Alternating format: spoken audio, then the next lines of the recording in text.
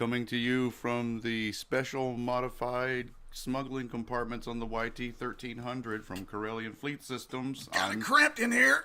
I'm James Nimmons. Dave Ward and special guest. Oh, hi, I'm Timmy. This is Pop Satellite. So we got, as promised, special episode, all Marvel tonight. Timmy is our... Milk that as much as we can. Timmy's our resident expert on Marvel that we have because not He's a... an expert on the movies. Specifically MCU, not the comic books. Yeah, the movie universe. Well, that's what everybody's paying attention to now read these days because purists like me that actually read the comic books, you know, I'm sure they've been loving the movies for their entertainment value, but like, you know, I'm one of those people that is like, that wasn't in the comics, that's out of place, that's out of place, that's so anything like I can remember. Yeah, so I haven't really watched a whole lot of them past a certain point because I got tired of doing that. I just watched Logan the other night. Oh yeah, that's spot on. That was a great movie, except for Professor X cursing. And Logan cursing, because I don't really think of... Wasn't that the one where Professor X was dying, though? And he was They were all dying. Like, and Logan was having to give him, like, drugs or something, Spoiler, so... they were I got all a dying. few more issues with that than just Professor X cussing. Yeah, well, yeah, I had some issues. I was telling Bridget, that's not in the books. That's not in the books.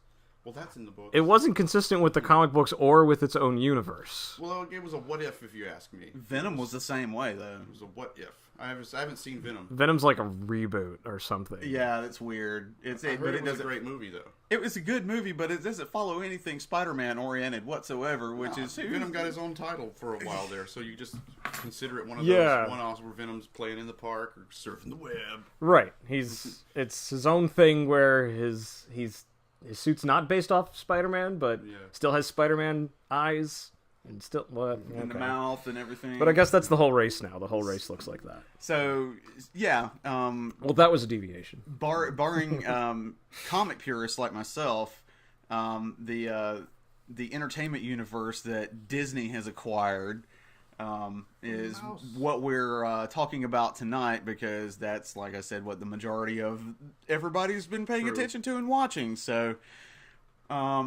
we start out...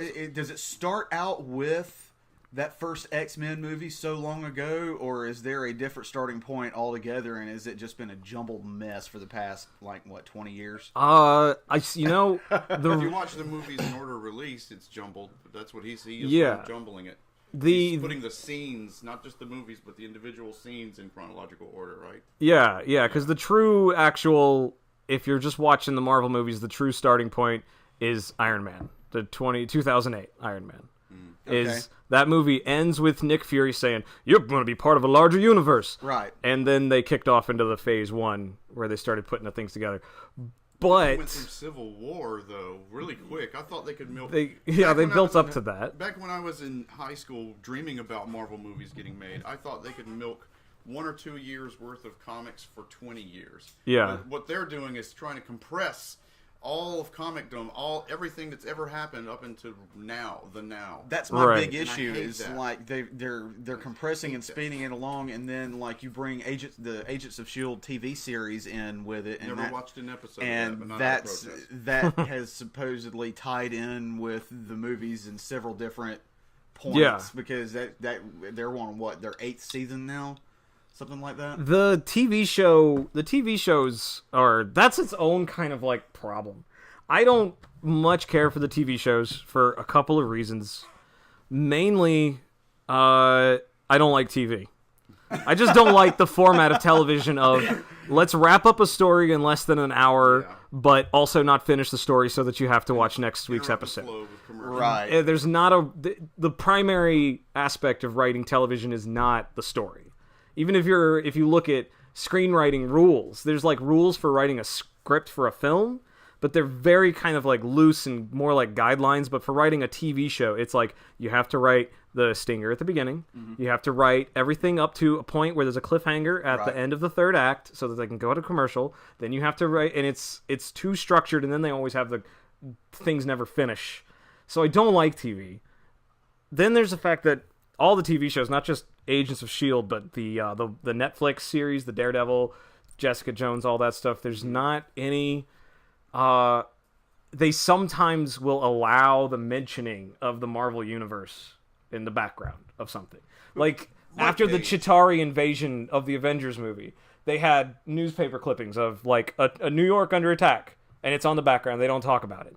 But to me, like, having a world that's that rich with content, you know, like the Avengers building and Doctor Strange's place and all of these things happening, ignoring that to make the show feel like it stands more on its own would be like doing a Star Trek show and never talking about outer space. Right. Like, well, there's things there that are interesting to I would just want Iron Man to fly overhead sometime. Oh, there he goes. Yeah. Well, I was going to say, like, wouldn't, like, the Hell's Kitchen, those guys, wouldn't they sort of like a side series away from everything else that was but still in anyway? New York City. You're right. Where everything's happening. And it's like, I don't want them to be like Iron Man in every episode, but they could, the technology should match up, or they should, I mean, seriously, like, this is us in the world where we just have movies with Thor in it. If that guy actually existed, how much would you talk about him? A lot. A fucking lot, right? Yeah. Like, that would be of my hobby. You would meet more people who would give a shit that there's, like, a guy who turns into a big green rage monster,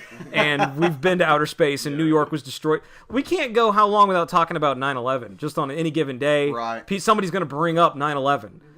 But the Chitauri invasion, that must have been like 3,000 people must have died that day in New York City.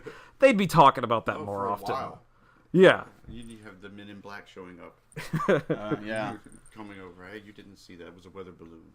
But about, like, as far as the continuity of the story flow and everything, the TV shows have done a good job at just kowtowing to the movies. Like, if the movies changed something big, like in Winter Soldier, they shut down S.H.I.E.L.D. It turned out Hydra was in charge of the whole thing, and they just got rid of S.H.I.E.L.D. and shut it down. So, how they still have a show called Agents of S.H.I.E.L.D. after that, I don't know. But they managed to kind of adopt that and say, okay, S.H.I.E.L.D.'s been dissolved, and now we do our own thing. The genius of Joss Whedon. But they don't... But they don't change things. Shield. We're the seeds of the ideals of Shield, and our leaders were fake. So right. They were really doing knocking stuff over. But they don't change things on the show, and then the movies make anything because they're not allowed really to change anything on the show. So the movies can kind of keep doing their own thing, so the timeline doesn't get messed up by the shows. But now the movies are fucking with their own timeline because they did Captain Marvel. Has anybody seen Captain Marvel yet? I've not actually watched it yet. Okay. Again, not out of protest. Right. Just not had an opportunity. Much. I'll see it, when I care, when I feel like it. Okay. I just watched Black Panther, maybe a month ago, and it was a great movie. Yeah. I had to watch it in my own time. Like, I couldn't just see it. Yeah. People wanted well, Captain Marvel takes place in 1995. Oh, right on. So it affects a lot of shit afterward. They kind of person's presence. Well, say that's before Iron Man. Then it's timeline wise before Iron Man, but after Captain America, which is a movie that came out after Iron Man, but takes place during World War II. Yeah. So there's all these little things that make the timeline kind of like a Rubik's cube. Yeah. And that's what I'm doing with the fan edit that I'm doing. I'm trying to cut the whole... It's 22 movies, 41 hours of watch time, not counting credits. Wow. Yeah, and doing it live over on his on Facebook, I just will stream every night or every other night if I miss a night. But I just I'm missing a night right now. But I'll stream myself doing the fan edit and editors and other Marvel fans sometimes check in and watch. Yeah, but he was going to be too busy to come do our show. But so I'm editing it into chronological order, and the big challenge with that has been trying to get it into the structure of a TV show, which I just said I hate, but getting it to where it feels like a story starts up and a story ends every 40 minutes or so. Okay, so what exactly motivated you to take 22 films and try to patch them in chronological order, not just by the film, but by individual scenes in the film as well? Whimsy. There's that. There's the fact that I am a fan editor. That's my hobby right now. It's taken up a lot of my time, and I finished my Terminator fan edit. So this one, I like that edit you did of you used some material from Friends, and you used some material from Mad TV where they were doing Friends, It wasn't Mad TV. It was like a Jay-Z music video. Oh, okay. Where the beginning of the music video was like Friends, but everybody was black, but it was like like shot for shot, the scene, the set, everything was the same. Yeah. So yeah, I cut that to where and looking at different characters, and it was kind of fluid, and I cut that to where Ross was the only black guy in it. Him and his sister are the only black people. It doesn't change the story at all, but I did throw in that thing with Mr. T at the end. But I really liked it. It was the flow was impressive. Yeah. From that, I was like, wow, yeah, Timmy did that. So you guys are over on alternate form. Yeah, that's hard to alternate for M. Click on the link in the description below. Yeah. Be sure to click the bell. But yeah, what was I saying about something? Oh, why did I do this? Yes. Why am I doing this? And probably failing at it. It's starting to really fry my brain lately. But first off, the idea was for some people they can't keep track of it. Like me. Yeah. Sure.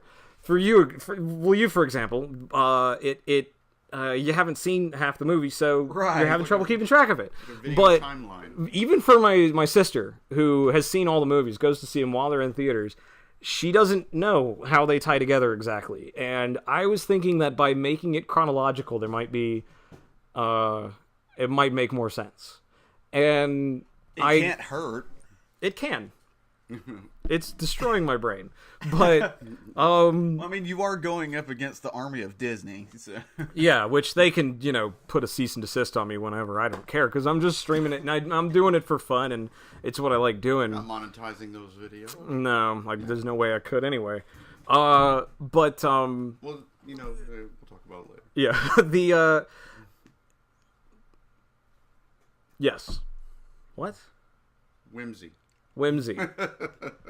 My sister doesn't get it. Yeah, you don't get it because you haven't seen it, but my sister has. She's been keeping up with it, and she doesn't know where things like the Tesseract and how that's a significant item in the series, and why it's weird that it showed up in Captain Marvel. So she goes to see a movie and she likes it for this reason, but doesn't know to not like it for this reason, or she doesn't know that that's actually really clever. Well, she's trying to tie it all together like analytically, right? Well, just the way you would for a story. Like, why is that important? Why did they show that three times? And that kind of thing. She's not being an SJW and being like, I don't like it for this reason. She's actually trying. She's just a moviegoer. Yeah, she's an average moviegoer. She's an average moviegoer, and I met your sister. I would say she has an above-average intelligence. Yeah, and she is a casual, fan person. So yeah, she's a casual moviegoer. So it's the sort of thing you would need a class or some sort of degree to put together anyway to keep in your head. And the only reason it's easier for us is because most of us have read at least some of the comics. See, and I haven't read any of the comics. None of the Infinity War. No, especially not that. I didn't read any Avengers growing up. If I read anything, it was X-Men or X-Factor, and that was always just because there was some lying around. I was more of a Batman fan. And you're a DC guy. Yeah. I'm a Batman fan. You couldn't tell me one more hero on the DC side that I'd be like, yeah, that guy with the ring who can make stuff that's bigger than him. They got that guy Wave Rider. He's pretty cool. That sounds worse. Wave Rider rides on the waves of time. Well, I assumed some kind of wave that he would ride. So, and he's like their answer to Adam Warlock, but he helped with the Death of Superman stuff. He helped them kill what's his name? Apocalypse, whatever his name is. Doomsday, not Apocalypse. Darkseid. Yeah. Darkseid lives on Apocalypse. No, Apocalypse is the bad guy from X-Men. Yeah, but Darkseid lives on a planet called Apocalypse. He's So Batman's my favorite Marvel character. And to further confuse things, there's also a Captain Marvel with DC. Yeah, which I saw Shazam. I liked Shazam. Yeah, I liked that one a lot. It was really fun. Some people are like, I was kind of let down with it. I'm like, well, it's supposed to be hokey. Yeah, they're making him a little. It was supposed to be hokey, but it was that's another. Now, off into some other section. Here's what I'm trying to say about the timeline here. Let's go back to the timeline. I came up with this idea to edit it all in chronological order about the time that Infinity War came out. I was like, it was actually right before it. I was like, could I do that before Infinity War comes out? And I was like, no, I don't have time. Nope. And then Infinity War came out, and I was like, okay, well, maybe before Endgame. Okay, so it's still worth doing. And then they announced Captain Marvel was going to take place in the 90s. I was like, well, fuck. Like, now I gotta wait for Captain Marvel to come out. Infinity War take place in the 90s when it was written. That just shot your whole timeline to hell. Yeah. Right I had there. to wait for Captain Marvel to come out so that I could find out how it fits into the timeline. And now I've got this, like, crappy bootleg that I'm using as a placeholder right now. Because I can't actually edit it in, but I could at least go ahead, before Captain Marvel came out, I could at least work on Captain America. Right.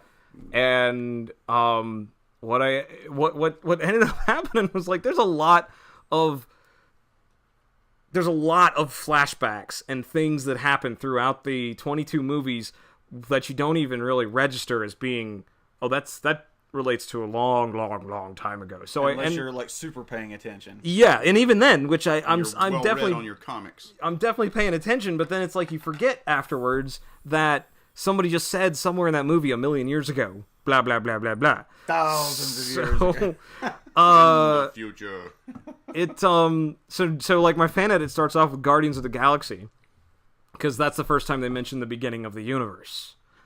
And this is like as early as you can get, I guess, in any story, is the beginning of the universe. True. Yeah. So it starts with the Infinity Stones being created, and then it goes to the Dark Elf War from the Dark World, the least favorite of the Marvel movies, which I don't think it was that bad. The Dark Elves, yeah, from Thor Dark World. Oh, okay. Yeah. Malekith. I mean, I did not the watch elves that one. that are related to the Frost Giants. Are they related to the Frost Giants? That's what I thought they were related to the Frost Giants. Not in the movie. Well, no, I mean in Norse mythology. Oh, in Norse mythology. Yeah. I don't know about Norse mythology either. I didn't read those comic books either. But I had the whole like ancient history thing cut together, and then I was just like, I was cutting together my 80s and 90s montages, because everybody in the Marvel Universe, their parents all died in the 80s and 90s. So you got to get all those flashback scenes and squeeze those together. And I had the Black Panther flashback scene in there, which that I took out because I realized that scene didn't technically count, because the guy whose dad died in that scene was a villain. He wasn't an Avenger. So I cut that out.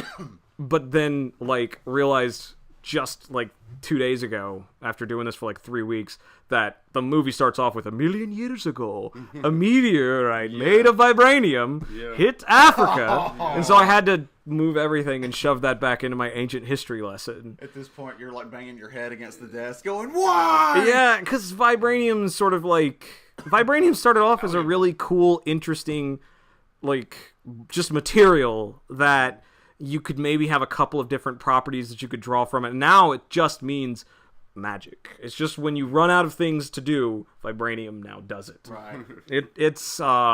The Black Panther's actual suit is folded up into his necklace. Yep. The whole thing can generate from his necklace and absorb power, which the vibranium does, so that's okay. But then he can release it at will. Yeah. And she didn't say... You need to learn how to do that well, though.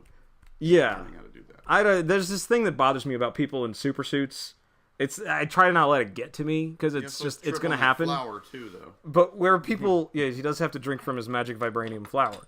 But it's like where people do things in their super suits, but they don't have any sort of a trigger that makes the thing happen. Like martial arts reflexes or something? Something. A hand motion, or a button push, or a word. You see, they did a good job of that in Iron Man, where like you could see Tony actually like activating stuff inside the suit. Yeah, and he talks to his thing in his head. Jarvis, yeah. Yeah. But see, now we're talking about something that's supposed to be older and better than the Iron Man suit, so maybe it just has electrodes that read his impulses. You know, like your body reads the impulses. Which is fine if you want to put that in your movie. Yeah.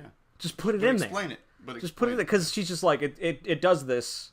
And then he just, like, what does he, it's like a fart. I hate that. It just, like, he just where's erupts this guy out of been him. all this time. Yeah. If he's been here on this magic island that's been cloaked forever, and he's got this kick-ass suit that's better than Batman's, Where's he been? Why isn't he helping? Why didn't you help Spider-Man? He was just hit, I don't like, terrorists in his local country. Yeah, he was I guess not giving a damn. But it wasn't just him. They've been doing this for hundreds, if not 1,000 years. Right. There's been Black Panthers just protecting Africa. Not Africa, just that island. I think they ventured out a little bit. Well, maybe they had because they had people in America that just keeping an eye on everywhere. stuff. Yeah, because they were far ahead of everyone else, and they had to keep us dummies from infiltrating there. Yeah, which only makes them half as bad as the Wizarding World, as far as I'm concerned. So like when just heal his bone with a wave wand, but let's not help out with healthcare because the Muggles can go fuck themselves. Right. Yep. They deserve it. I'm sorry, I'd be Slytherin. So basically, it goes Black Panther, and then Captain Marvel, and then Iron Man. No, it's so much more. Just that one scene from Black Panther for the ancient history. Okay. In ancient history, it starts with the Guardians of the Galaxy, the Dark Elf War, and then Black Panther, just because he said millions of years ago, and the Dark Elf War happened millennia ago. So I guess they're kind of at the same time. And then after that, I'm trying to see the edit in my head right now. You could even say what it all Dark looks Elf like. War was more recent than millions of years ago. Because it was millennia ago. Yeah. When men were still kind of Stone Age, Bronze Age. What does that mean, millennia ago? Because he doesn't even say a millennia or just generally a millennium is like 1,000 years. Yeah. So millennia is plural. Yeah. He just said millennia, not a few thousand years ago. Okay. Yeah. So yeah, I need to swap those. Yeah. You use Vegas, I noticed. Yeah. A lot of YouTubers Vegas, do. But, yeah. I've never messed with it before. Yeah, I like Vegas. Yeah. It's intuitive. It's a really intuitive video editing software. Vegas is Vegas is intuitive. Final Cut is the opposite of intuitive. Right. And Premiere kind of blends the two. It's sort of difficult, but sort of intuitive. I used Premiere years ago, not to get off subject, but these things did happen. And we're trying to milk it as much as it's worth. But I don't think that's going to be a problem. I used Premiere years ago, and I've tried to go back and use it, and it's not very intuitive from what I remember from it. Yeah, like Vegas has stuff that's like, you can just push two clips together, and it'll create a crossfade. Okay. It just does stuff like that, where it's like... I probably should play with that. A lot of YouTubers do, just because it's like, it's really good for like quick editing. Yeah, I've been using Final Cut, and it's like wrestling. That's a disaster. Yeah, because sometimes it just trashes on you. And it was a really early invention of the digital video editing, and they were like, I think they were like, how can we make this the most like editing film? Yes. And you don't have to. No. Just get rid of film. Yeah.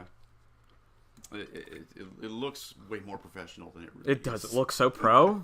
If someone watches you using Final Cut, they probably think it's just for elitists. That's all it is. It's just for people to say. I got it for free, so I still use an old copy. Yeah. Yeah, I'm not going to pay for it. No. Or for the computer that you have to use it. So, ancient history, we get up to, we'll now say... I think after... This Elf War, after Black Panther. Then the next thing, because I found out, I had to look into this, Asgardians, they age normally up till they are, like 30-something, for whatever reason, and then they stop aging.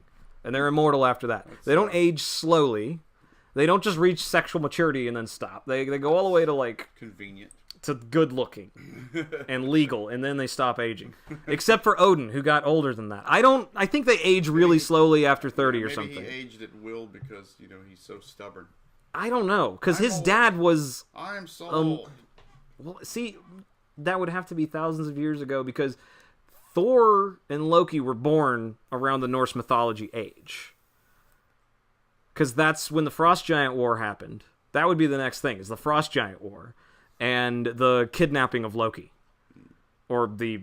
whatever you would call that. He didn't kidnap him because he took Loki to Asgard and raised him as his own son. That's right. So that was him as a baby. And then they grew up into little kids, and they show a scene of them as little kids.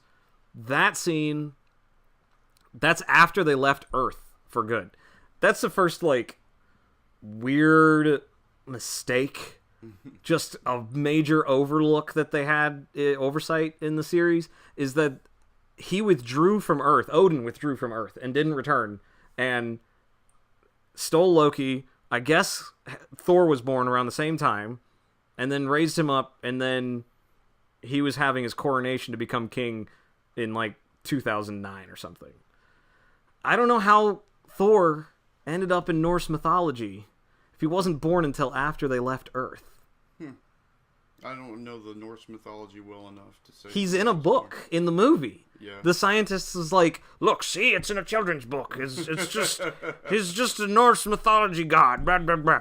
But yeah. he wasn't even born before they left. And shit too, though. Huh? Thor was supposedly able to do stuff like drink the entire ocean. Did he do that? He did that once. Was that a comic books or a Norse mythology Norse thing? Mythology. Okay. You really have to pee really fast after that. That's how we got the ocean back. Thor was drunk, and he came down and he drank the entire ocean just to piss off somebody. I can't remember exactly who. He was like, ha, ha, ha, and he drank the whole ocean.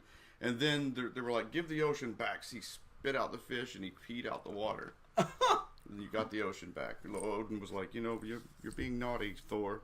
Quit messing with those mortals. Just give them their ocean back. The whole entire, like, all 70% of the Earth ocean? Or, wow. The ocean. That's a lot of it's water. It's a thirsty guy. That's a lot of water. Yeah, see, they can do a lot of cool things. He must have been dehydrated. I mean, if he was drunk, man, a drunk Asgardian. Yeah. Well, they're not all drunk. Feasting and drinking. I guess that was the Vikings. They were just drunk. That's how they came up with these stories. Yeah, exactly. I feel like I could piss an ocean right now. Yeah. We should totally write that down. One time, Or be more like, Thor did that one time, What the hell is that? That's my Swedish. Oh, that's your Swedish. Yeah. Very, very terrible. Mjorgen Vorgen. All right, so what after that? What happens after they are kids? Then I think we just fast forward to World War II. Now it's like... So there's this big gap from like... Ancient history. Ancient Norse history. Yeah. On a few scenes of young Magneto, right? The planet... Young Magneto? Yeah. Oh, yeah, because we got... I'm not throwing those fuckers in there. Yeah, because Magneto was a Polish... Jew. That's Polish Fox. Jew. That's not Marvel. Magneto? That's not the MCU. That's Fox. Which Disney owns now. They own it now, but that's a different continuity. That's not part of the MCU. Oh, so we're gonna cut hairs like that now. That's not a hair, man. That's a tree trunk. That's because now that Disney owns it, they're gonna let that last Dark Phoenix thing get out, but they're not gonna make any more of those movies. No more X-Men. No more of those X-Men. No more of that X-Men universe. They're going to make it something else so that you can say, look, this is more trademarkable. They have to put their mark on it. They're gonna do weird stuff like make Wolverine short. So we can completely... Wolverine's supposed to be short. That's what I'm saying. So we can completely negate that whole X-Men movie as part of like World War II when Captain America came along. Until the X-Men are officially put in the MCU, and then Magneto is back in the World War II era. But as for right now, Magneto and Captain America were both like World War II. It's just right. Magneto, but not in the movies, because Captain America's not anywhere in the X-Men universe. He wasn't there when Magneto was doing his thing in World War II. Yeah, he was in the US trying to get into the military. Magneto was a prisoner. Yeah, but I mean in the universe, not geographically in different places. I see what you mean.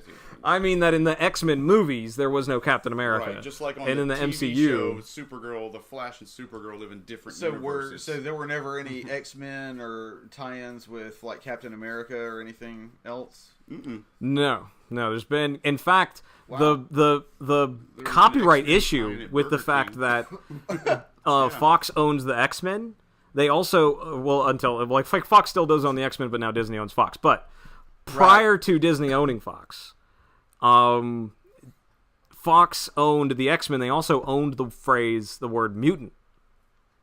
Right. They had that word copyrighted. So when they actually introduced mutants into the Marvel universe, which they did with Scarlet Witch and Quicksilver, who were mutants. Yeah. They were no longer mutants just from evolution. They were science experiments, derivative of one of the Infinity Stones, and they called them miracles. Oh, that's stupid. And then everything in S.H.I.E.L.D., anytime there's anything mutant-like in S.H.I.E.L.D., they have another word for it altogether. But yeah. I don't keep up with S.H.I.E.L.D., so I don't know what that word is for that, because I just like movies. They should never use the word altered human, because that's like, Weapon X and Captain America. Yeah. Well, Weapon X was a mutant to begin with, but those kind of programs where they try to alter people and make them into mutants and stuff. Yeah, and they said Kevin Feige's already said they're not going to do X-Men for like a long time. They don't want to get into the X-Men probably until I don't know. Kevin Feige's baby is old enough to play Wolverine. Flagship stories ever. They don't want to play with it. They don't want to use it. I would say that too. Characters. The next thing they're going to do is they're going to make a Shamrock movie. They're going to see Shamrock. Oh God! That was that character that did Mr. Smith, Kevin Smith wrote for at Marvel. I've never heard of that. Yeah, they gave him the job of writing for an dusty old story called Shamrock, and he wrote an issue of Shamrock. Sounds awesome. It's Mort of the Month sort of thing. Mort of the Month? You don't remember Wizard magazine? You ever read that? Well, yeah, Wizard magazine. Yeah. They had this thing called Mort of the Month, and it was always a shitty comic book character. And it was always stupid, and they would, trash him real bad, and it was funny. Mm-hmm. The writers were witty. So, I really look forward to Mort of the Month. You should look some of those up. They'll make you laugh. I mean, if it's a character that bad, then yes, give them a movie. Shamrock. And all those guys need movies. Why not? Because we're not going to do X-Men. That would be hard. If I was in charge of the Marvel Cinematic Universe, and my dad just bought me the X-Men, I would say the same thing. Even if I already had the scripts and the cast ready to go for the next X-Men movie, I would say it's going to be 10 years. Somehow. Yeah. I would say 10. I would want all the fans off my back. No. I would say we're not doing it. I wouldn't need that. I could please all the fans. You could please all the fans? I could please all the fans if I were in charge of this shit. How? By gathering around me some art directors that I trusted and were worth the shit. And if I didn't think they were, they could see my vision, then I would put them through a camp where they learn to see my vision. I think Joss Whedon having a mental breakdown and leaving the MCU means that no one can make these people happy. Well, see, he's the sort of guy that would rage quit Twitter when somebody calls him bad names. I live for that kind of shit. So, it's different. You gotta have a thick skin on the internet. You always have. You think Joss Whedon doesn't have a thick skin? No, I don't. Because he rage quit Twitter. I don't know about rage quitting Twitter, but he was like, I'm getting picked on. Yeah. I'm going to leave now. There's no way that guy made it as far as he did having a thin skin. I don't know. I don't know. I'm on Twitter and he's not. How many people have come at you, though? A couple. Not Can you imagine? I don't know what it would be like having like 3 million people tell me that I ruined their lives. Think about living next door to noisy neighbors or something like that. Yeah. Your flow of hate email that comes in to all your machines every day, you would just ignore it like you do your junk mail. Edward Norton, he walked away from the MCU too. And then there were a couple of people that got fired or have been let go or whatever. Mm-hmm. And it's also happened. And I'm going to say these 2 words. Mark Ruffalo. And don't run off in a new direction and a whole new thing. But I'm going to say these. Star Wars has happened on Star Wars as well. I think it's because that'll be another episode. Yeah, I think it's because the Marvel Cinematic Universe essentially has turned into a TV show. Yeah. Every episode is 2.5 hours long, and you have to see the next one and the previous one to understand it. But they also have a collective vibe. All the movies, you don't go to one and go, this director is so unusual and interesting. No. You might say this one was better than the last one and attribute that to the director. Like they're trying to play to type or to style. Well, what it is Disney hires them in, and Disney tells them, you're going to get paid this much, and you're going to do it like this. Yeah. Yeah. There are other higher-ups that are telling everyone what to do. Right. So, which is smart, and it's worked for Marvel.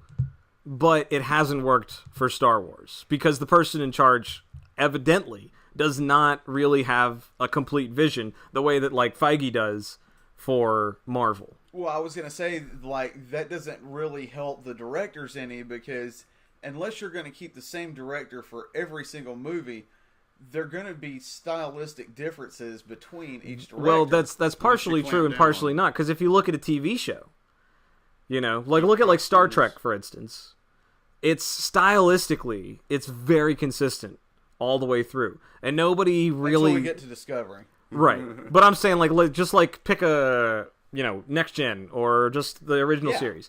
Nobody really, you might, if you're like a super fan who pays really close attention, you might say this director, this director, this director. But overall, you can watch one episode to the next and not feel a hiccup in the style or what the characters are like, little nuances here and there. Little nuances, but you don't, because when you're a TV director, you come on set and you get with the vibe of that set, because that's a family of people. Yeah. They've been playing the same characters for this many years, and you're just there for this week, and you have to make it work within that universe. And it works for television, and they knew that when they started with this MCU. They didn't know it when they did Incredible Hulk. They let Edward Norton kind of make this really weird, dark, like take on the TV show, and they let him do that. It was good, and it was its own thing, but it doesn't fit with the rest of the MCU. They didn't put that kind of control on it, and I think they learned from that. And they said, okay, from now on, we're going to get creatively involved with everything that happens in all these movies. And it's worked in their favor for the duration of 22 movies that stylistically all feel very much the same, with the exception of, like, Ragnarok feeling very out of place with the other two Thor movies. Shit, period. I didn't watch that. It was way out of place with the other Thor movies. So the other Thor movies are very, like... I mean, the first one was directed by Kevin Branagh, who is known for making Shakespeare, like, word-for-word, written for the screen movies. And he was just the right guy to get Anthony Hopkins and this newcomer dude with a beard and long hair saying, you know, talking all Thor-like, you know. And the first Thor movie was... awesome. Yeah, it's my favorite, really. Awesome. Okay, so what happened with those Jack Kirby-looking palaces and stuff? Yeah. Well, see, what happened with Ragnarok was the fact that not only did Hemsworth cut his hair, so he's already un-Thor-like as far as that goes, but what Disney tried to do was they saw the success of Guardians of the Galaxy and how comedic it was. Yeah. And they tried to apply the same thing to Thor. And you don't do that with the Guardian of Asgard or that storyline. Yeah. Because there's nothing comedic about it. Well, you know. It's a different vibe altogether. It's a cow getting milked by the mouse. It's the funniest of all of the movies, and it's the only one where an entire world gets destroyed. Yeah. It's a weird... And that won't get talked about later. The day the Eternals came from cosmic space and raped the planet. So, like, when I think Ragnarok was actually like the straw that broke their camel's back, as far as like trying to keep track of anything, because I'm like, they're just they're just trying to satisfy an audience to make money. You know? Well, they've always been trying to do that. Well, now at more first so it than was ever, because like you're trying. Okay, you just made Thor funny, really. Yeah, you tried to make Thor funny. The point you're trying to make is they're doing it like the music industry does. They don't love the thing they're making. No, they're just crunching the numbers. I think there's some guys behind it who do. I think these Russo brothers and this Kevin Feige guy, the ones that are really in charge of it, actually love what they're doing. But there are reins put on them by producers. There is that happening, and I can feel that happening more and more. And I don't know what the MCU is going to look like going forward after Endgame. No. I really don't. I haven't got a clue. But I think you're right that when they did Ragnarok, they were trying to just adopt the comedy from Guardians. I think the miscalculation there was that Thor, the reason he's funny is because he was like, he had his powers taken away from him and he was stuck in New Mexico. That's funny. It makes for a funny situation. It's him smashing mugs and him saying, "Give me a horse," and the guy's like, "We just sell cats." Those are funny moments, but they're funny because Thor's a straight man and he was out of place. By the time you get to Ragnarok, he's in his element. He's on another planet being forced into slavery and being forced into combat, and he's screaming like a girl because his hair's getting cut or because he's scared of meeting the Grand Master or whatever. He actually like screams just like a girl because he's about to meet somebody intimidating. And this is a guy who has destroyed gods. It's inconsistent with the other two acts of that character arc. Yes. Well, and everything about Ragnarok leading up to that in all the other movies, it's hinted at in Age of Ultron, and they are building on that with the first Thor movie that, you know, this sort of thing is coming for Thor and he has to get his shit together. It's all been very, very dark. The way they implied Ragnarok in Age of Ultron is like everybody's like in this hall and there's torches and people are like I don't know, like Valhalla. Yeah, okay, they're in Valhalla, I guess. That makes sense. And but what's his name? Idris Elba. Who's he play? Heimdall. He's like blind. Yes. And he's yelling at Thor for destroying everything, and it's spooky, and he has this revelation and he's like, I have to leave Earth, and you know, like that's such cool heavy duty sci-fi stuff. And then when it all happens, you know, it was funny. And the thing is I like that guy. It's just like Last Jedi for me, where it's like, this is a director I've been following. I love everything he's done, but this is a weird place to put him, and he's made some strange choices.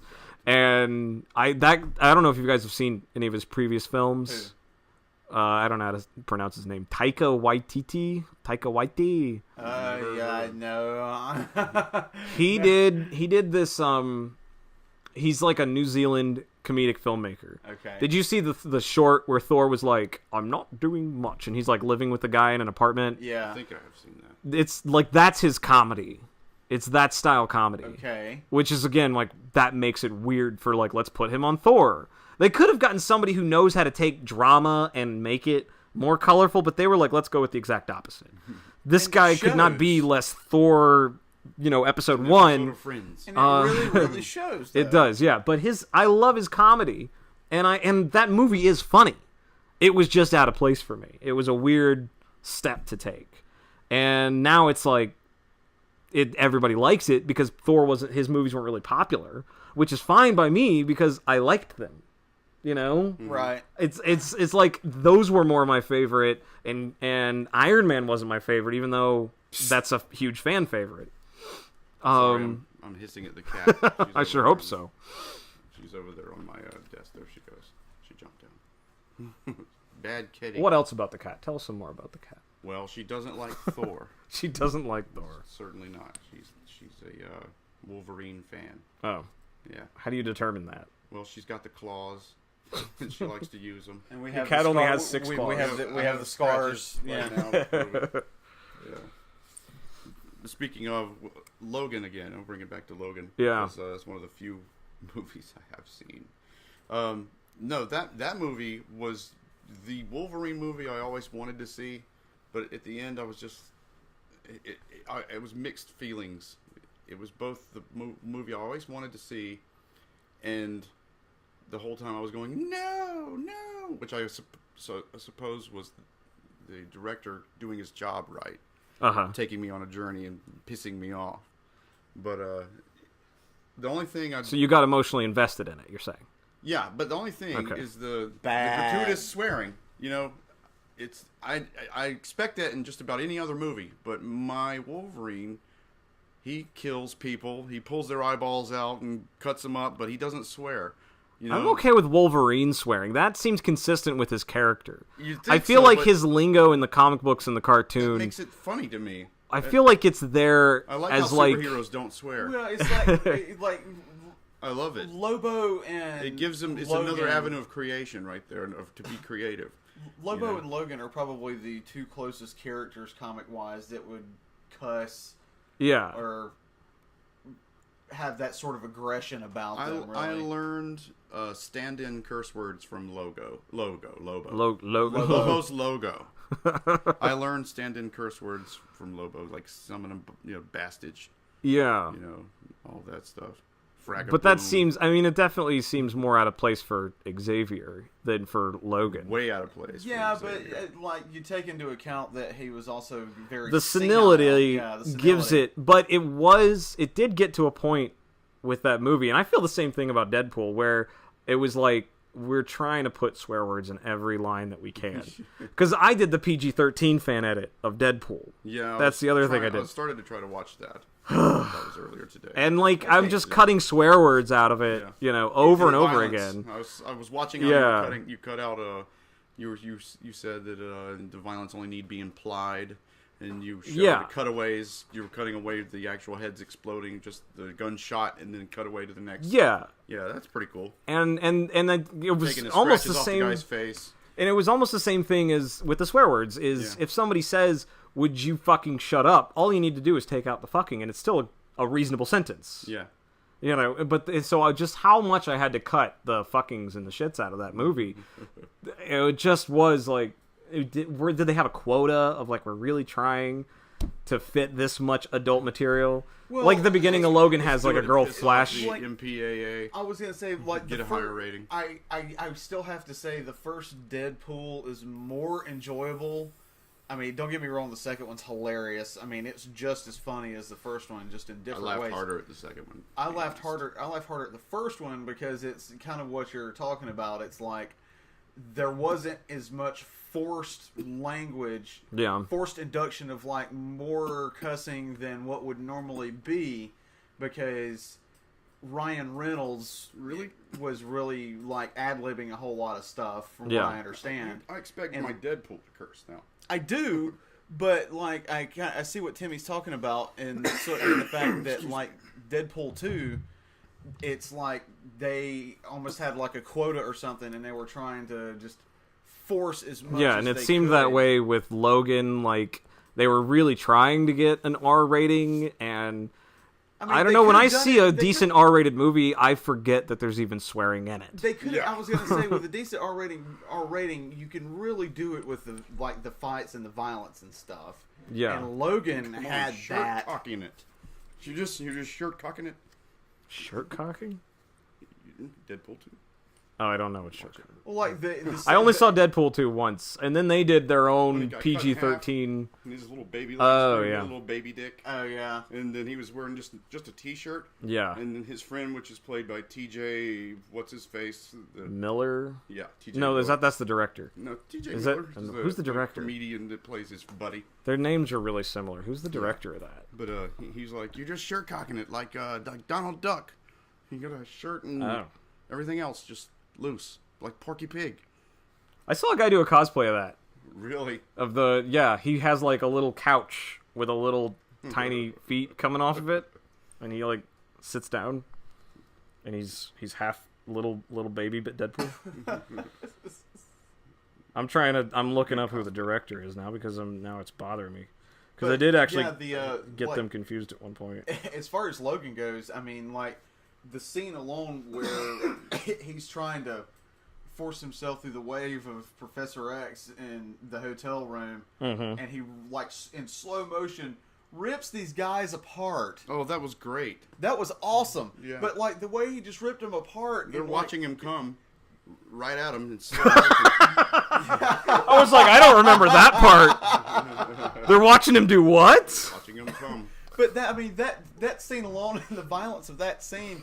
Just how you see how he just digs in slowly and out again and keeps going and watches them collapse.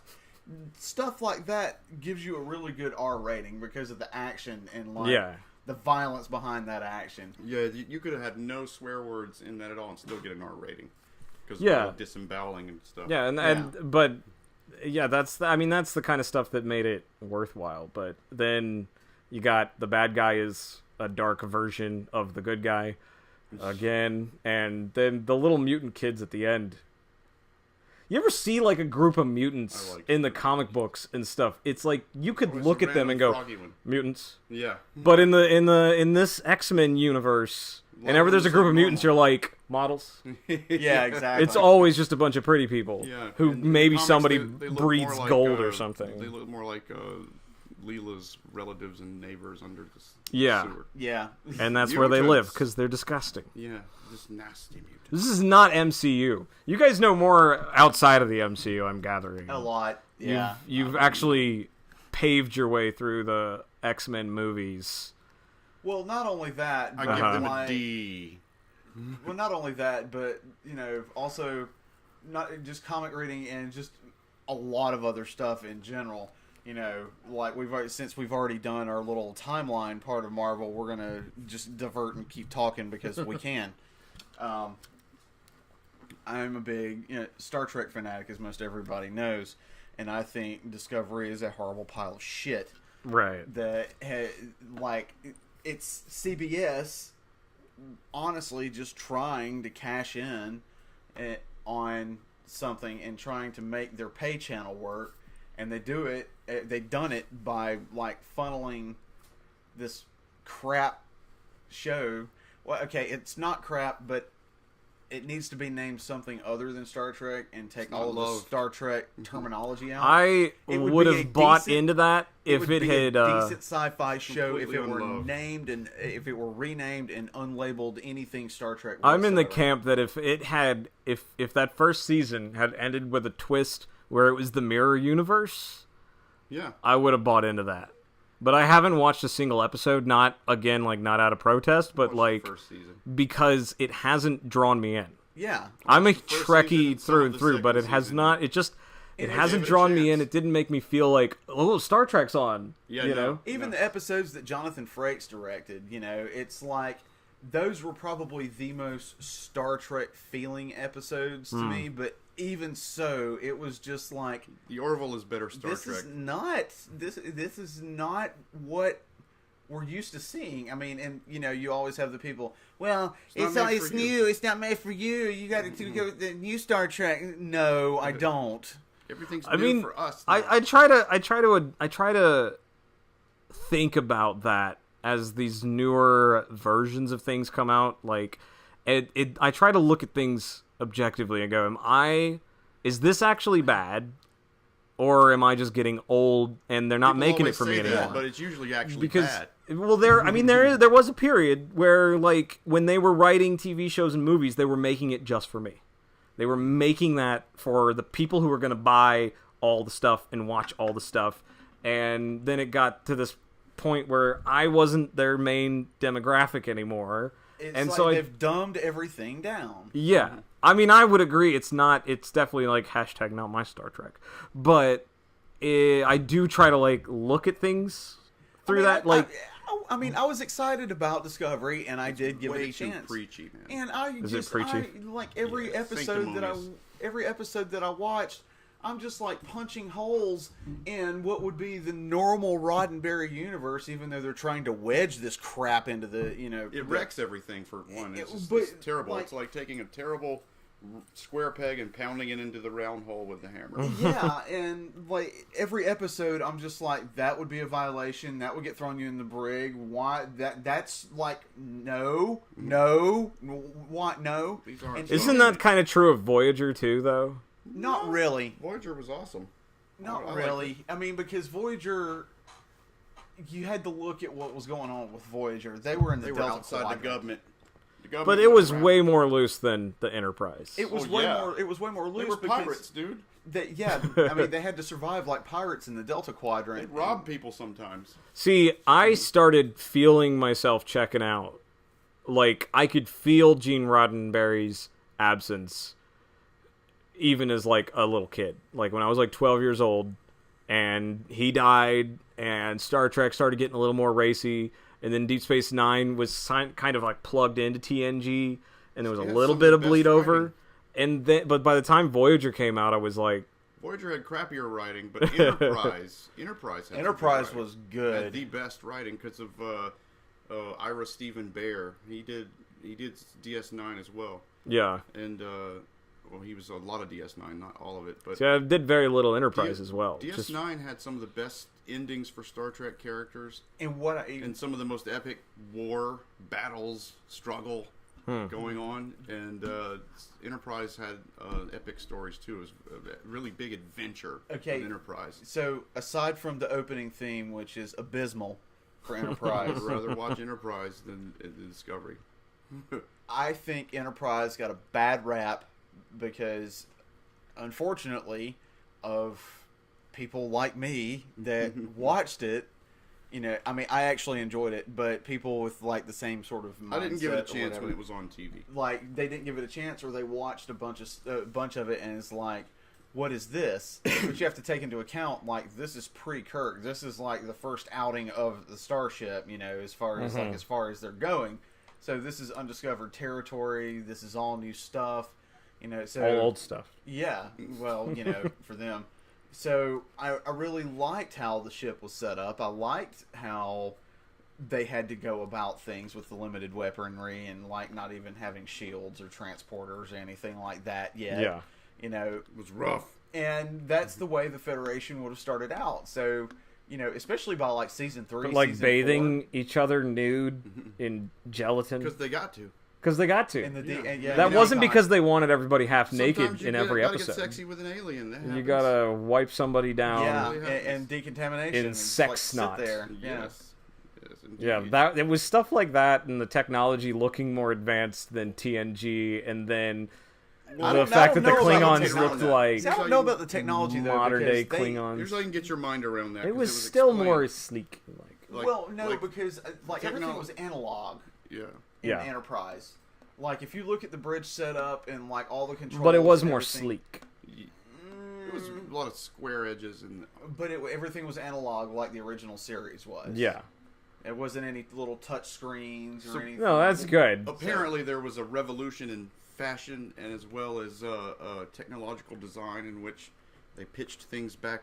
Was it 1,000 years to the 1960s? Yeah, some kind of retro. Some retro. Well, they actually did that now on Discovery.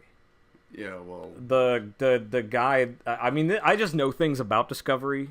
I haven't watched it, but I know that their most recent thing was a guy showed up and said, "We got to get rid of all of these panels. We found out they're buggy, and we got to make everything look like the original series now." Like he more or less just has forced the show into like needing old school. Like they're gonna have like That's tapes nauseating and stuff. Like It's they're like, whoops, damage control. yeah We're losing the fans. they're doing their course correction. Well, They I got mean, shitty reviews. I was gonna say all you have to do is look at the ratings, and it's like the only thing We're keeping liars, this by the show, way. the only thing that's keeping this show afloat is like critics Yeah. loving it, because the fan base. I think the fan base approval rating is still sitting in like the mid 40% range. Yeah. Which is terrible. You can always bet your money on a sizable section of any geek community being product sponges. And they'll Yeah. just consume anything with their special. But they're happy still face also like they're a dense group. The hardcore geek group is they're dense. So there's a Yeah. lot. They're passionate, but they're not many.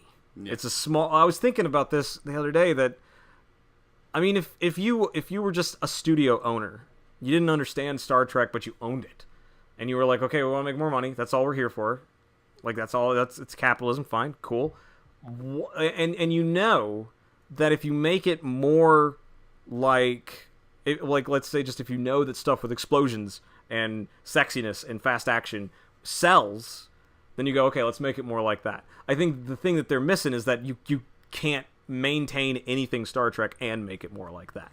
So they're trying, they're but they're you gotta losing have the some fan damn good base, writers. the original fan base, you and gotta have they're a good balance. they wouldn't even care if they lost the entirety of the hardcore fan base if there's enough generic fan base that would also There used to be a time get into that. when writers were very, very skilled at what they did before there were tons of writer Yeah. strikes.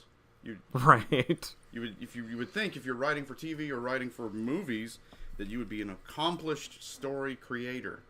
You know, you're a professional story creator. You're not just cookie cuttering over and over and over and over again. Yeah. But that's what happens today. It's all the formula.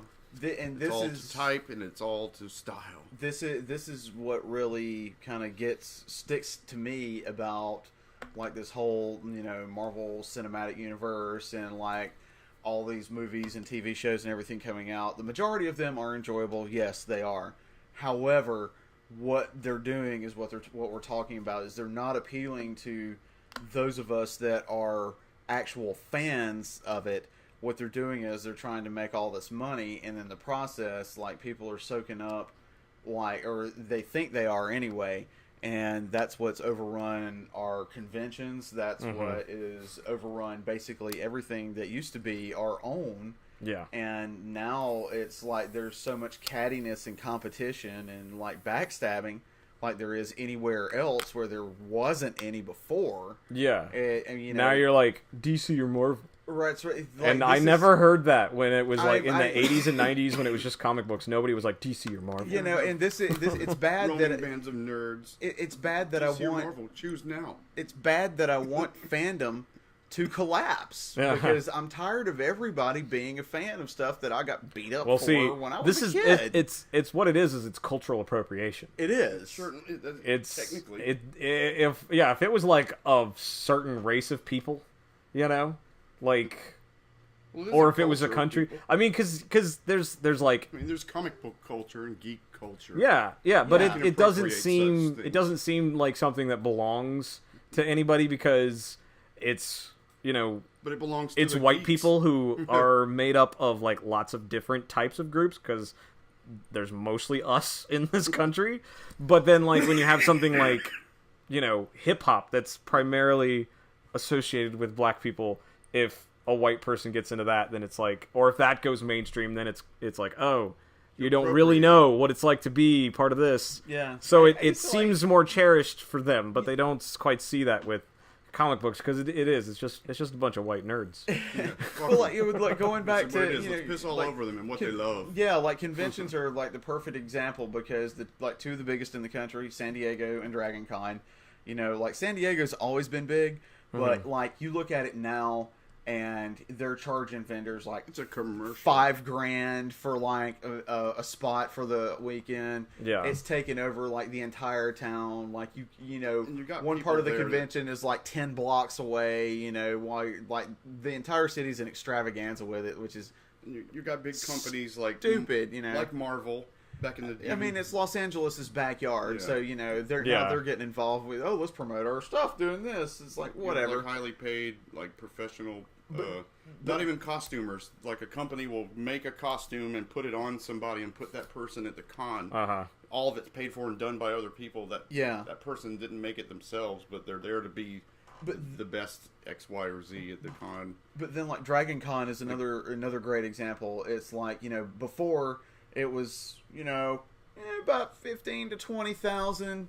Very manageable, very fun. You know, you still have a lot of interaction with like celebrities and have these little personal interactions or whatever.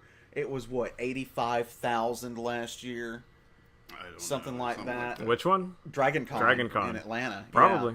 Yeah, so it was 40,000 the last time I went. That was like 6 years ago. Oh my god, yeah. So it's like, I mean, its count's been just going up, you know, and it's I mean, it's bumping 100,000. It's a lot of fun. That's too much. Yeah, that's just too much. I don't know about that. It's a lot of fun. I go every goddamn year. It's fun, but it is a little packed. I went every year from 1998 to 2013. Except for 2004 or 2003. But see, I did 13 total myself. With it being, you know, similar to cultural appropriation in that way, where it's like there's a group of people, they're tight-knit, they love it, they're passionate about it, they feel it in their bones, and then it gets appropriated by, screen and we fuck it up. You know, more people who just sort of do it generically. There's a lot of cultures really appreciate that. You know, like I've seen these people who are, you know, like you see somebody in some sort of, you know, Chinese garb, and somebody might call cultural appropriation, but then like people of that actual culture will be like, hey, look at our beautiful culture being shared. Let me give you a parallel. So why does that not happen so much? It happens. With the geeks. The geeks seem to be more upset when somebody wears a Batman t-shirt and doesn't know it. Well, that's one thing. That's a different thing. Okay. That's like wearing a Chinese t-shirt and not knowing it, right? Okay. So you mean a shirt with Chinese writing on it? Yeah. Okay. Yeah. Maybe somebody bad makes Chinese a good tattoos. costume. And the geeks say, that's a great costume, and then start asking them how they made it. And if they really made it themselves, they will have answers for those questions. Right. And so a lot of people that, it seems, there's a lot of sore-tailed cats out there that when they get asked any sort of questions about their game that they're playing, if they're a gamer, or their costume that they made if they're a costumer, they consider that being challenged as on being a fake geek girl. And there are assholes out there that I will challenge people. I have a thing. If I ever see anybody in a Beetlejuice cosplay, I ask them what their qualifications are. And I haven't gotten a straight answer yet. Well, that means they're not a true Beetlejuice fan. Yeah. Well, wait, what are his qualifications? You don't know Beetlejuice's qualifications? I don't seem to recall at the moment. Oh. Well, I attended Juilliard. I traveled with the Harvard Business School. I studied at the Harvard Business School. I traveled quite extensively. Okay, that line. I've seen The Exorcist 317 times, and I laughed every time 167 times. 167 times. So He's got other stuff to do. He hasn't seen it 300 times. Jeez. But I haven't gotten one. They just skirt around it. They don't know the line. And I'm like, take it off. No black stripes for you. You're not the ghost with the most. I try to easy things like if somebody's in Star Wars, a stormtrooper or something like that, or a Jawa, I might make a height joke. Aren't you little? The line is, aren't you a little short for a stormtrooper? Yeah. But some people are a little short for a stormtrooper. Yeah. And so they demand the line, and a lot of people don't even give me an acknowledging nod and laugh. They're like not even a courtesy laugh. They're just blank. And Why I'm is like, that strange boy talking to me? Just blank. Little short for stormtrooper. Yeah, little fun things like that get lost in a larger crowd of generics versus like the hardcore nerds that used to just go because that was our solace, that was our sanctuary away from the rest of the world, Right. And now the rest of the world has invaded our sanctuary. I noticed this thing. This same kind of thing happened at a gay bar in Spartanburg when I lived up there. People started to go because it was a lot of straight people going because it was cool, and they were like, and girls would go because they wouldn't get hit on as much at the gay bar. Mm-hmm. And eventually, my gay friends started being like, it's mostly straight people.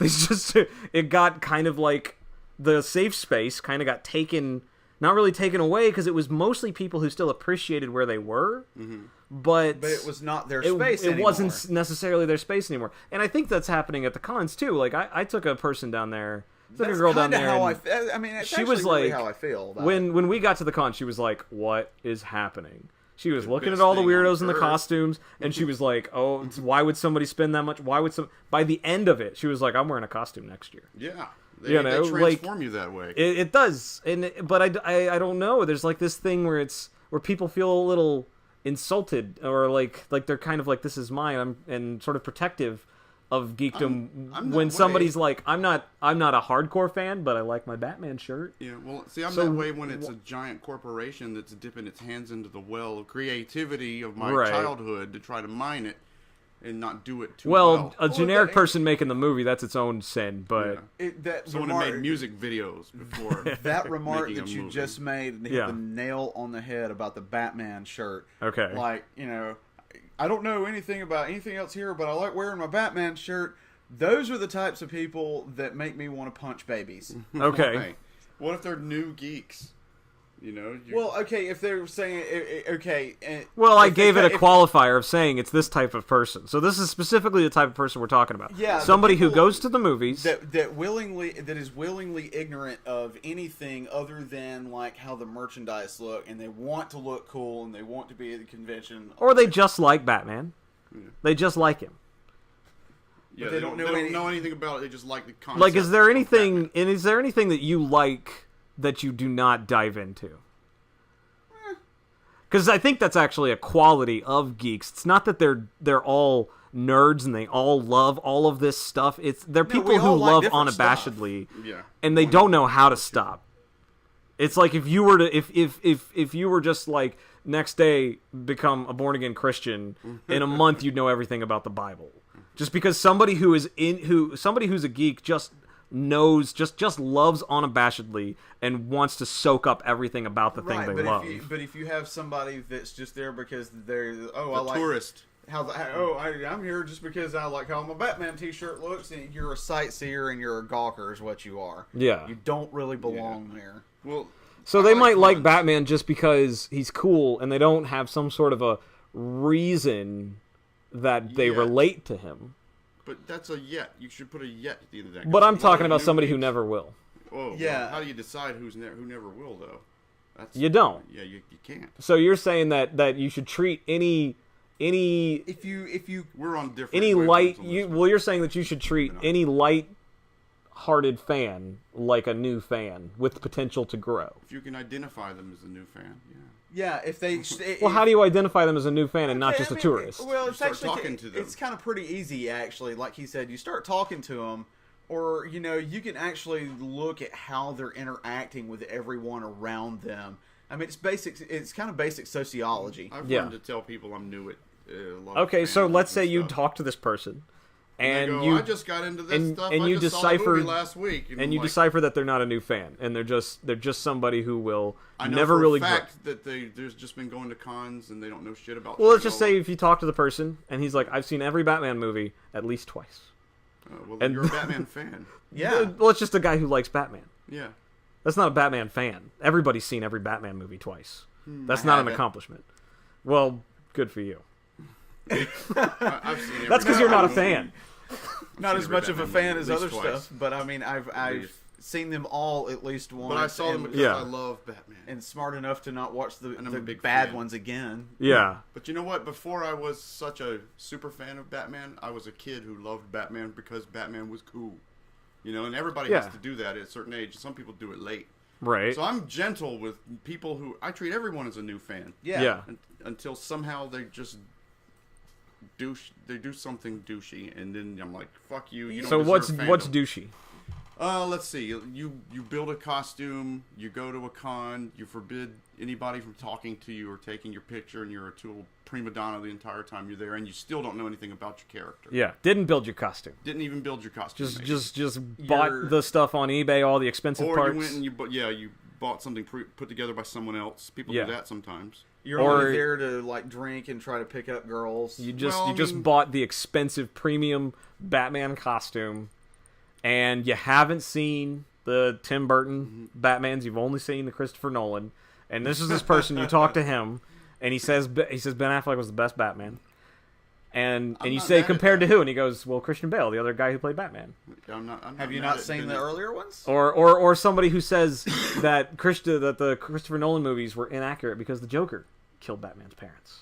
Yeah, well, see, I don't like the Christopher Nolan movies. Right. But That was an interesting twist that Tim At Burton all. put in there. But if you got somebody who's just he's a lighthearted fan, and that the depth of their love for Batman goes to a T-shirt, and that's it, and maybe even a tattoo because they like tattoos, but they're not going to look into it. They don't know who's Bruce Wayne's parents are. They don't have any business really going to con. They don't have any business. So that to you Right. feels like cultural appropriation, like somebody's really taken off of something. They're tourists. And that really feels like what the majority of like convention crowds are now. Yeah. Somebody who's But see, seen this 4 is or what's- 5 of the movies. This is what's you're like, interesting well, to me that's about pretty it cool. because it seems like if, and I've experienced this before, being somebody who culturally appropriates from Well, everybody other does. cultures. I mean, I wore a traditional Indian robe when I got married, and I didn't wear anything else Indian, and I wasn't marrying an Indian person. Right, And you I had did it Indian because- people fascinated by it and happy to see their culture getting adopted, and I had people who seemed a little butthurt about it.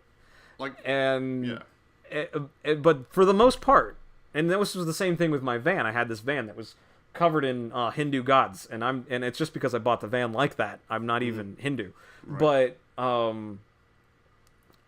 I met a professor who was an Indian woman, and she was like, "I love your van. Can I show it to my class? I want to teach them, stuff, and this is so great." And but at the same time, it seems like geeks, if they see somebody sort of just lightheartedly You're not borrowing it because you love it. You're borrowing it for a way in. Well, I mean, if you saw somebody with a van painted like my van was with the Hindu gods all over it, but it's all geek stuff. Yeah. And then I get out of the car and you say, "Whoa, cool. When did you start reading Batman or something like that?" And I go, "What's Batman? Who's Bruce Wayne?" Yeah, I'm gonna be angry. Clearly, you can't appreciate the thing you have. So you see what I'm saying? Like, it seems like people who experience actual cultural appropriation seem more comfortable with somebody just kind of adopting a little bit of it because they enjoy the aesthetic than geeks do when it comes to when it happens that way. Okay. It's done with love, right? I appreciate this. I love this about your culture. I'm taking it and sometimes, displaying it. Sometimes it's just people getting drunk on Cinco de Mayo. Yeah. So... Well, I roll my eyes at them people. But that's what the Mexicans do, and that's what all the Hispanics the Mexicans just get drunk 364 days a year. Like St. Patrick's Day, Cinco de Mayo, I'm just like, I roll my eyes at everyone because all they use it for is like an excuse to go out and get drunk in the middle of the week. You can do anytime you want. But there's a lot of things like that have been adopted into fashion like that are Irish from other for cultures. one day, you're Mexican for one day. Like, why don't we just like steal some more shit and like make I'm trying more to think of holidays. like the costume. There are costumes that you can see on people who are kind of just like, I'm going to the con. Let me just I'll just be the crow, or something. So like that bothers you. It bothers me a little bit. Yeah. Because it's hard to get into these cons these days. You know, the body room for your elbows. You know what I think happens with cultural appropriation, the hurt and anger that comes out of that, I think it's a gut reaction. Because anytime I have seen my culture get appropriated, like for instance in the 90s, we all had tears in our jeans and we got picked on for it. And then tears in the jeans became cool in the late to mid 2000s, and glasses, and people started buying $300 jeans with holes in them. And that to me was like, okay, there was a kind of twofold why that bothered me. First, I got made fun of for it, and now it's cool.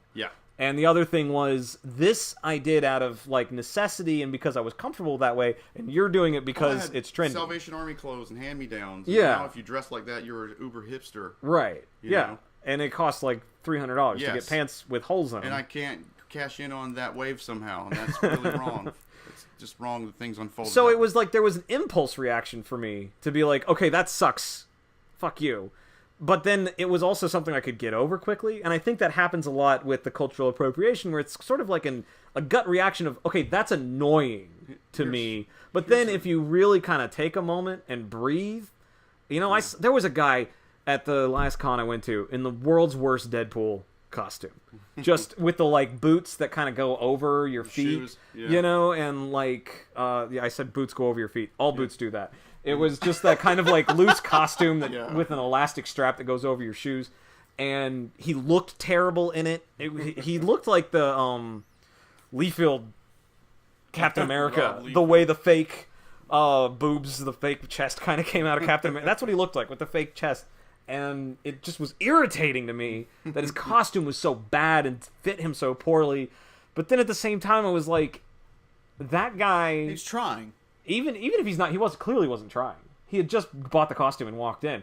But he picked a Deadpool costume instead of a Batman or a Joker. Because Deadpool meant something to him more. I've seen that Deadpool. He's seen that Deadpool. It's funny. He liked it more. And he said, well, I'm going to go to this thing and I'm going to do something, you know? And I feel like if you were like specifically Ryan Reynolds or the creator of it, you would be happy somebody wearing a Deadpool costume no matter how lighthearted a fan they were or how hardcore. Fanboys were pissed off like when Big Bang Theory was created.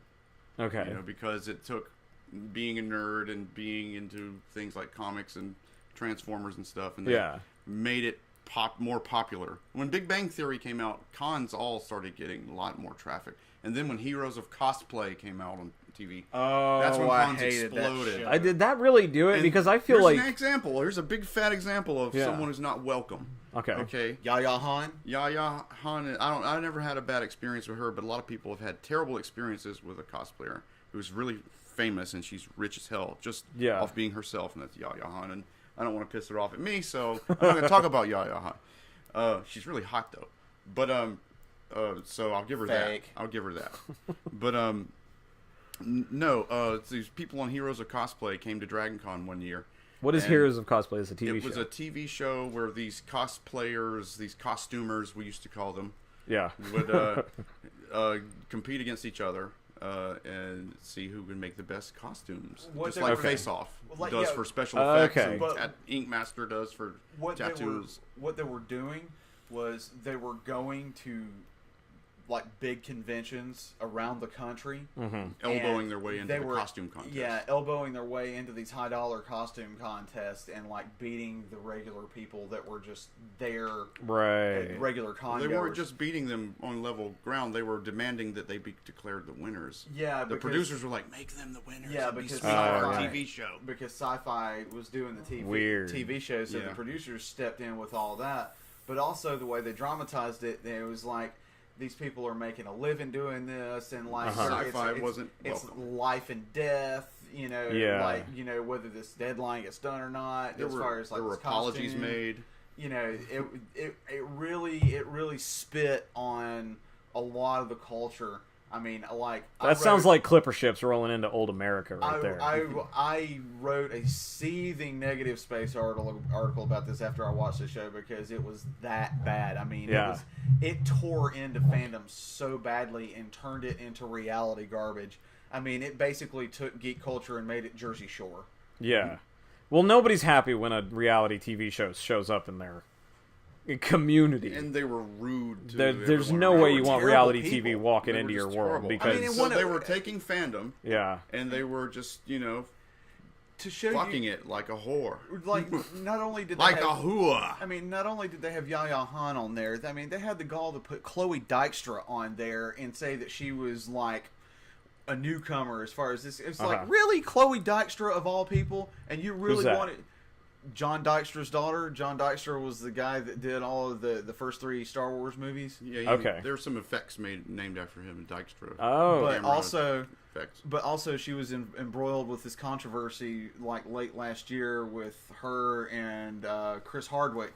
Chris Hardwick's still alive? Yeah, he was he's skinny again. Yeah. Oh, good for him. Yeah. So that put her name back out there, but it's like, somebody like Chloe Dykstra, when you find out that you're John Dykstra's daughter, you have really just negated yourself as any sort of amateur or anyone that really needs to make a living doing That's this. One of those things. That's one of those things where I feel like it takes 2 to tango. Like, be mad at that show, but it sounds like the con screwed up letting that happen.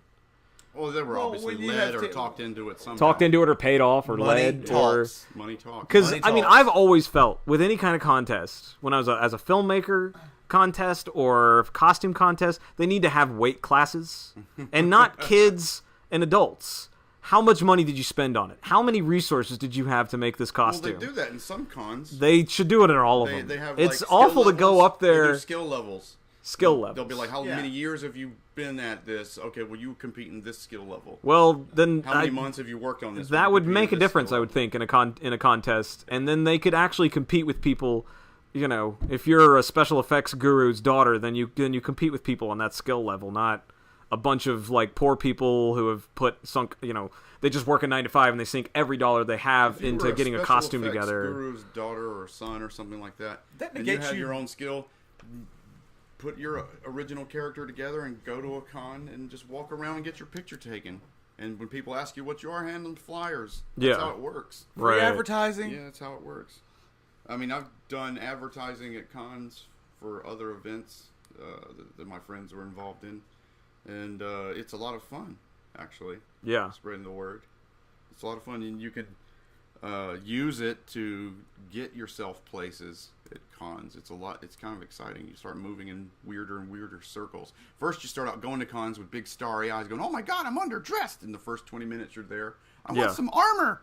That's what I did at Dragon Con. I was like, I'm underdressed. And I've still got it in the bedroom. I got this leather leg armor. Because I was like, well, okay, now I feel better. I got something cool on. I look like a character now. I went to the con with just like dressed like a civilian and done that plenty of times. It's way more enjoyable if you're in a costume or something, just something weird, just anything. Yeah, it was because I was at a con. I was dressed in my whatever clothes, and I bought a shield, Hyrule shield, and the Master Sword, and all of a sudden people are like taking pictures with me, and fans are walking up to me and going like, "Hey, wasn't in my ear and stuff, and it was all of a sudden I was interacting. They appreciate your appreciation. Right. All of a sudden I was part of something. Yeah. And I would take any of those experiences over standing in line to see William Shatner for 2 hours.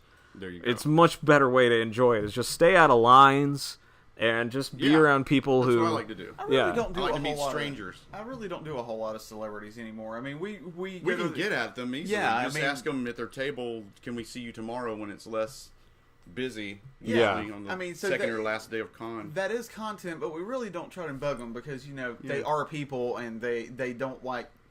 I mean, they are signing autographs, but that's part of their job, and they don't like other people hovering, like, all the time, Yeah. So...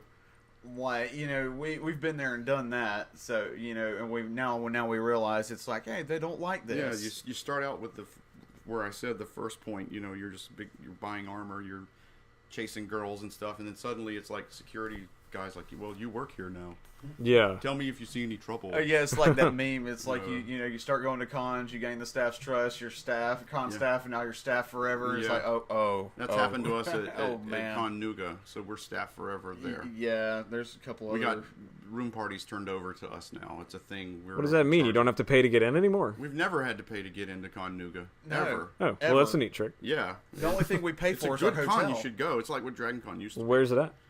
Chattanooga, Tennessee. In February. Nuga. It's over there in Nugaville. Yeah, it's a lot of fun. It's awesome. Never heard of that one. What is it? Does it have like a focus? Okay. It's a multi-fandom 3-day con. Well, okay, it's multi-fandom, but Todd is smart because he's made it to where, like... Heavy nightlife. Family-oriented stuff and vendors are during the day. Yeah. And everything that, like, daytime-oriented shuts down at a very reasonable time so everybody can go and, like, eat and take a nap or whatever. Mm-hmm. And then, like, Con Nuga, what he calls Nuga Nights Adult Track, starts at, like, 8, 9 o'clock in the evening and goes to, like, 2 or 3 in the morning. Yeah. And then you can take it as later, past that. Yeah. Official parties get shut down at 2 But that's the specific adult time of the con. It's great. Yeah. And that's when all the drinking and all the partying and all the shenanigans. Dragon Con has that, like, unofficially. Well, people just start getting more and more drunk after the sun goes down, and then they start getting more and more naked. And Con Nuga has actually... Con Nuga has guy. unofficially been branded Dragon Con Light because it really is everything that... And Dragon Con is Comic Con Light. Yeah. But, like, it really is everything that Dragon Con used to be, like, minus celebrities, because Todd only gets like a couple of people a year, if that. He really keeps it fan centric. Like, everything there is either like a local sponsor of the con, or it's like vendors from like around the country, basically. Yeah. And so there's a whole lot of different fan stuff going on. There's a ton of panels. And so 500 hours of programming at this last one. Yeah, 500 hours, and so 3 nights. And everything was just, it was fantastic. It's gotten to the point where you kind of have to pick and choose what you want to do because there's like 4 things going on at the same time. Well, then they're gonna have to like keep an eye on themselves because they will turn into Dragon Con. No, Todd has already said he's actually capping the attendance at about 8,000. He doesn't want it to get any bigger than that, which is understandable because he's seen how out of control all the other ones have gotten. Yeah, it's just a big pain in the ass to manage once you get into bigger numbers than that. Since he's able to hold the success as it is, he's not really focused on milking it. He's trying to keep it... How do you keep it at 8,000 people without those tickets getting super overpriced and... No, pricing people out? No, you don't price people out. You just have a limited amount of passes, and that's it. Because that sounds like a restaurant that's small, but it's hard to get into. Well, I mean, not really, because it's still... You guys are like, you should check it out, and you're telling me that the tickets are probably already sold out by now. No, because it hasn't hit that 8,000 mark yet. It's still, like, last year... What I mean is you'll go with us. He will cap it at 8,000. It hasn't gotten there yet. No, I think, like, last year we had, about 5,500 there? Something like that. Let's bring 3,000 people with us. 3,001. And just see if he turns away our last guy. Well, like, a real good sign of growth was this past year... they ran out of Saturday-only passes. They actually just had to start giving out 3-day passes on Saturday and telling people that were just buying a Saturday that you could come back tomorrow, i.e. Sunday, for free. Yeah. And people came back the next day because they only paid for Saturday, and they came back for free Sunday. So is this less of those tourists problem. at this one? Well, they weren't expecting that many people to show up on Saturday was what it was. Okay. They were not expecting that large of a Saturday only crowd. And that seems to be. But I mean, for you guys, do you feel like it's less of a tourist? Tourist people? Yeah, absolutely. Absolutely. They haven't found it yet. Right. So how do you feel about the local con here, the Comic-Con?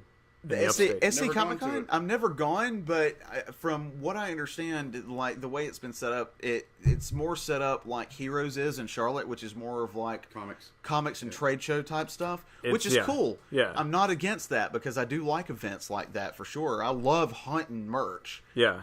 So for what it is and the style it is, it's awesome. It doesn't have a nightlife, though. It doesn't have a nightlife, but in the same respect, I'm glad because we have had so many failed attempts. I'm really glad to see that somebody has been able to sustain year after year some sort of fandom event around our area. It's getting bigger, and it's better. As far as merch, though, I don't know. You guys go to more cons than I do. Oh, no. So you tell me. Tell me if this is a problem at all the cons. I'm really interested in this. Okay. You go to someplace, you're looking for... I like stuff. Yeah. I don't like... I'm not much of pictures and books, but I like stuff. Yes. I like collectibles. Collectibles, yes. Yeah. So you go somewhere, and I feel like at a convention, you want to find the thing you can't find anywhere else. Yes. Mm-hmm. About 80% of what I saw at SC Comic-Con in terms of merch that was being sold was pop vinyl figurines. Pops. I don't like pop those. figures. I don't like pop figures either. So is this a thing at all the conventions where it's like everybody's selling 80% of their merchandise is just things with bobbleheads? Well, okay. No, but you'll see those at 80% of the cons you go to. And people selling Pocky and Japanese snacks. It feels like I'm just at the store down the street. Okay, here's my gripe. So go right past that booth. Here's my gripe. Yes, there are those vendors that you will always see at the con that has majority of pop figures and maybe a few things else. Me being such a Star Trek fan, it is such a rarity these days to go to a con and find somebody selling Star Trek stuff. Just Star Trek stuff. Just like a Star Trek guy. No. Star Trek, period. I mean, I will walk by 4 vendor booths that sells nothing, and I'm talking nothing else but Star Wars. Yeah, that's SC Comic-Con. There's probably one person that I've seen every time who's got a decent Star Trek collections. It would be easier to pull my own teeth with a set of pliers than to find vendors that actually sell Star Trek stuff. Gotta go Period. Man. Period. Yeah. No, it was even like that at Dragon Con where I didn't find a whole lot of people. Like, I lucked out 3 years ago at a Con Carolinas in Charlotte, and there were 2 vendors there that were selling a majority of Star Trek stuff, and I think I bought, like, between of them, like, half of their stores each. Yeah. But aside from that... I'm heavy into The Legend of Zelda. But, like, the heavy amount of cons that I go to on a yearly basis, Star Trek is still the most scarce shit to find, which pisses me off. It's so you're into Zelda, you were saying. Yeah, and that was what happened to me at this last con. I was like, I just go there and I'm like, I'm just gonna find some Zelda stuff because I'm just like into collecting that right now. And I ended up buying a leather handmade wallet, if you will, a rupee bag. But it was what I felt like I was seeing more when you're really looking for something specific. If you're just like, I'm gonna buy something cool, you can probably find something in about 20 minutes. But looking for something specific and being on a mission, I felt like what I ended up doing was I noticed that everybody tried to sell a little bit of everything. Yeah. Instead of anybody being really good at selling one thing. Right. I found something with a Triforce on it at everybody's booth. But to find there's these figurines that I see on the internet that I've never seen in person, and I feel like that's the place I should see them, is at a con. That's where I should finally see it and go, oh, I'm buying it now. It's getting to be more of a rarity to actually find vendors that have like that diamond in the rough or stuff like that. Do you think that's a result of the tourist trade, not only that, the generic but also, fan base coming in? Well, not only that, but also e-sales. E-sales have really hit That seems like it wouldn't hurt it though, because the same people who have e-stores should be the ones that are at these conventions. You would think, but not that many. Yeah. It's like they save their really good stuff for their e-sales, and then they just bring their generic shit to the cons. That's what's really happening. Well, why do you think that is? Is that the generic people? Because they make more money with e-sales. They can jack the price up, and some desperate schlub or somebody somewhere that wants it bad enough will pay what they're asking for it. Versus when you go to a con... That seems backwards. Like, I'd spend a lot more money at a con than I would online. Well, no, because when you go to a con, you're going to have people there that automatically know what something's worth. Perfect example. I went to a con, and there was a guy that was selling a 1984, like, die-cast Voltron that you put together that had the hand line mounts that shot and everything else. I own one. I know how much they're worth. Yeah. Which is like right around $350 to $400. Okay. He was trying to sell this thing for $650, and I laughed in his face. Yeah. And he got mad. He was like, well, why don't you find it somewhere else cheaper? And I'm like, I can pull up on eBay right now 4 different sellers that have it for cheaper than that. And he got pissy with me. But this guy's at a con selling it for twice the price. Yeah, he's trying to sell it for $650. But today you'll pay. But the thing is, somebody like me that's knowledgeable, and you're going to have that many more knowledgeable people at a con and a more like concentrated base. So you're going to sell, you're not going to bring more stuff like you used to, because e-sales, you're always going to have that person that'll pay what you're asking for it. Versus like if you bring it to a con, you're going to have somebody like me look at the price and laugh in your face because you're trying to upsell it that much. I feel like the stuff that I see at the cons is more expensive than what I've seen online. There are people with different strategies, so you're going to run into all kinds of stuff in dealers' rooms, and that's one of the things I like about that sort of stuff.